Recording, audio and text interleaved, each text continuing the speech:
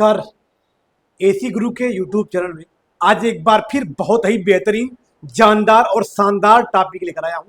आज की टॉपिक में हम मार्केट में मिलने वाला सबसे प्रचलित जो कूलर की वायरिंग है, मतलब न्यू कूलर की वायरिंग है, उसकी वीडियो में लेकर आया हूं। तो उम्मीद करता हूं कि मेरी वीडियो पे अंत तक बने रहकर इस वायरिंग को आप अच्छे से समझेंगे, क्योंकि इस वायरिंग में तीन तीन रोटरी लगी होती है और तीनों रोटरी के द्वारा हमारे तीनों मोटर कार्य करते हैं। तो आइए इसकी वायरिंग करके आपको विस्तार पूर्वक समझाते हैं कि कौन कौन से पार्ट लगे होते हैं नए वाले में, इसकी वायरिंग कैसे करेंगे, इसकी पूरी जानकारी आपको इस वीडियो के माध्यम से हम बताएंगे। तो आइए सबसे पहले आपको पार्टों से परिचय करा लेते हैं कि इसमें कौन कौन से पार्ट लगे होंगे। तो सबसे पहला पार्ट यहाँ पे देख पा रहे होंगे आप, यहाँ पे सबसे पहला पार्ट जो होगा हमारा, ये स्विंग मोटर है दोस्तों, जो न्यूट्रल व फेस की सप्लाई से कार्य करता है। ये स्विंग मोटर क्या करता है, यह हमारे कूलर के ग्रिल को दाएं बाएं या ऊपर नीचे करता रहता है, जिससे कूलर से निकली हुई हवा पूरे कमरे में आसानी से फैलती रहती है। मतलब साधारण शब्दों में कहा जाए कि ये स्विंग मोटर क्या करता है, तो आप कहेंगे कि कमरे में हवा को फैलाने का कार्य करता है। नाम क्या है, स्विंग मोटर।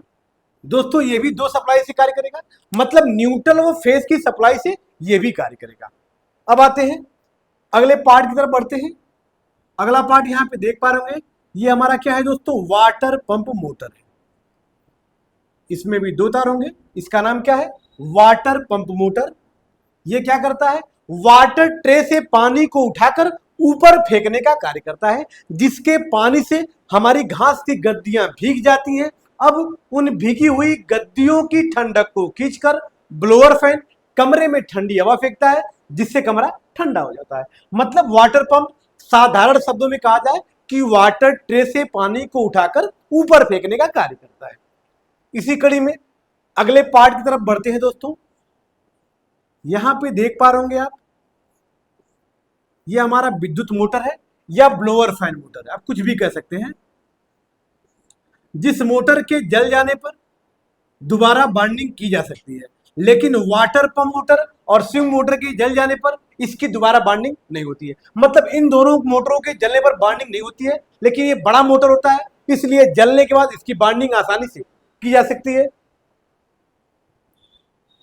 आप मेरे चैनल पे ऐसे ही लगातार बने रहिएगा। इस मोटर की बाइंडिंग करने का तरीका भी आपको हम बताएंगे इसी चैनल के माध्यम से। इसमें 4 तार निकला हुआ है, जिसमें तार कौन कौन सा होगा, कॉमन का होगा, हाई है, मीडियम है, लो है और कॉमन का तार है।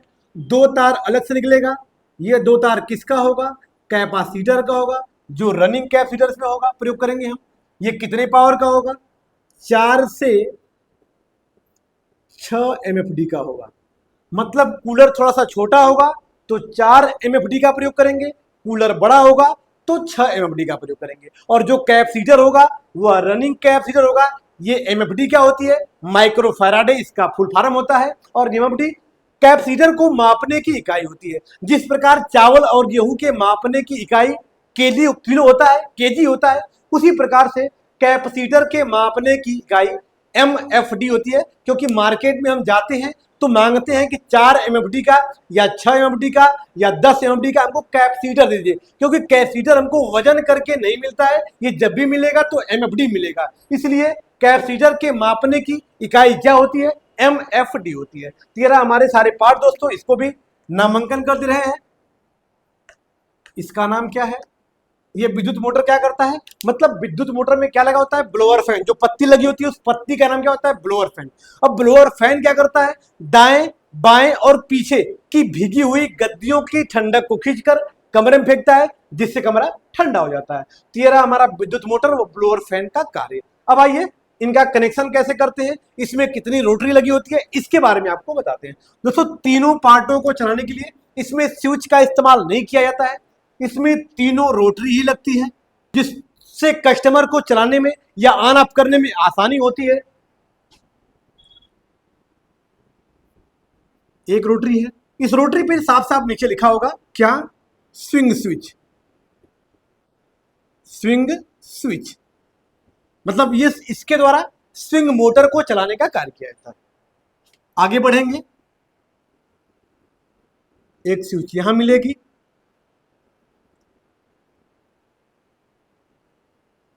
इसका नाम क्या होगा दोस्तों, वाटर पंप स्विच,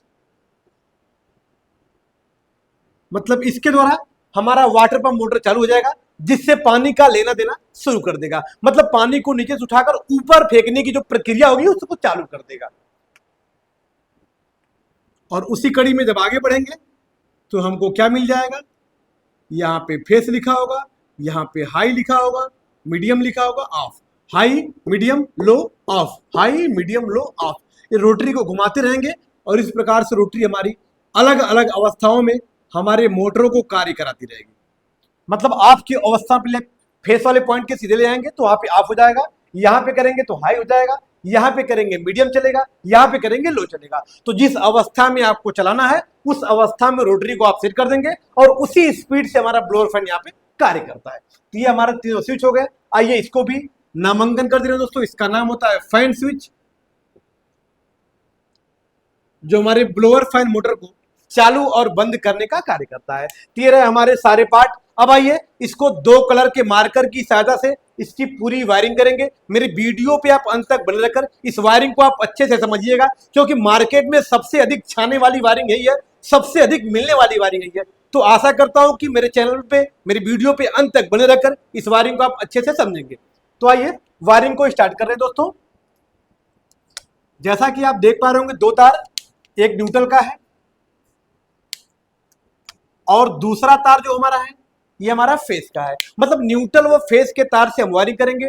दोनों तार देख पा रहे होंगे आप, एक लाल कलर का है और एक नीला कलर का है। तो नीले कलर से हम न्यूट्रल की वायरिंग करेंगे, लाल कलर से हम फेस की वायरिंग करेंगे। तो सबसे पहले किसकी वायरिंग करेंगे, हम न्यूट्रल की वायरिंग करेंगे। तो यहां से न्यूट्रल उठाया गया, सबसे पहले हमने कहा दिया, स्विंग मोटर को कॉमन दे दिया। मतलब न्यूट्रल के तार को सबसे पहले हमने कहा दिया स्विंग मोटर को कॉमन या न्यूट्रल दिया।